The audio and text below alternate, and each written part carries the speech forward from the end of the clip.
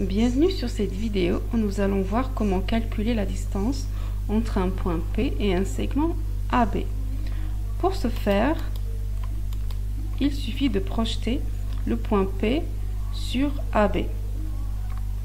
Et on obtient alors un point projeté PP. Pour obtenir PP, il suffit de calculer l'intersection entre la droite porteuse de AB et la droite porteuse de PP. Nous avons cependant trois cas.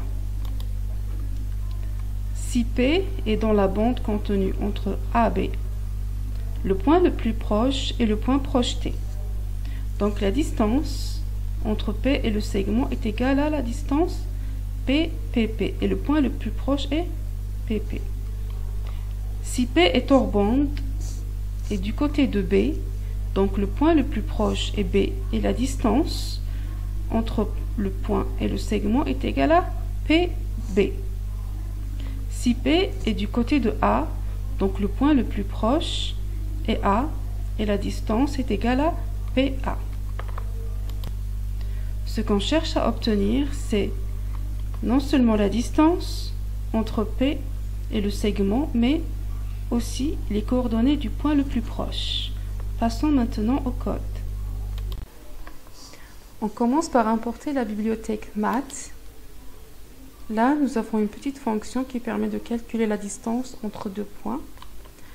Là, nous avons notre fonction distseg qui permet de calculer la distance entre P et le segment AB. On commence par faire un petit contrôle. Donc, on voit si notre segment est nul et que A égale à B. Dans ce cas, la distance entre P et le segment est égale à la distance entre P et l'un des deux points. Et le point le plus proche est l'un des deux points, donc on choisit. Si A est différent de B, on calcule la droite AB. Donc on calcule la pente qui est égale à la différence des Y sur la différence des X. Mais si notre dénominateur est égal à 0, donc la pente est égale à la tangente de pi sur 2. En général, la tangente de pi sur 2 égale à l'infini, mais Python permet de donner une grande valeur. Donc si vous travaillez avec un langage qui vous génère une erreur, vous pouvez remplacer donc, ce chiffre par un chiffre très grand pour symboliser l'infini. Ensuite, on calcule B en utilisant l'équation de droite qui est égale à y égale à ax plus b. On calcule maintenant la droite PPP. Donc, comme les deux droites sont perpendiculaires, on peut calculer A2 en utilisant A1, donc avec la formule connue qui est égale à moins 1 sur A1. Là aussi, il faut contrôler que A1 n'est pas égal à 0. Si A1 est égal à 0, donc la pente est égale à la tangente de pi sur 2. Et là, nous sommes dans le même cas que celui-là. On calcule B2 en utilisant l'équation de droite.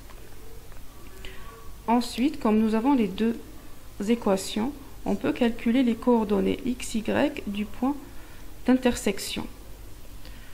Donc, il suffit de mettre à égalité les deux équations et on ressort avec x. Ensuite, on remplace x dans la formule de droite. On obtient alors le point projeté PP.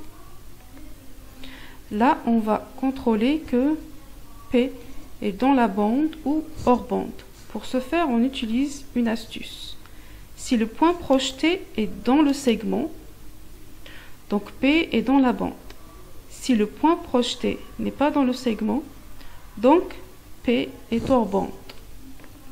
Donc là, nous avons si la distance APP est inférieure à la distance de AB et la distance du point PPAB est inférieure à la distance de AAB, donc PP est dans le segment et P est dans la bande. Donc le point le plus proche est PP et la distance est égale à la distance entre P et PP. Sinon, si PP est du côté de A, donc le point le plus proche et A, et la distance minimale au segment est égale à la distance entre P et A. Sinon, le point le plus proche est B et la distance minimale est égale à la distance entre P et B. On retourne la distance et le point le plus proche. Là, nous avons un petit exemple. Et voici l'exécution. Donc, je vous remercie d'avoir suivi cette vidéo. Si vous avez des questions, n'hésitez pas.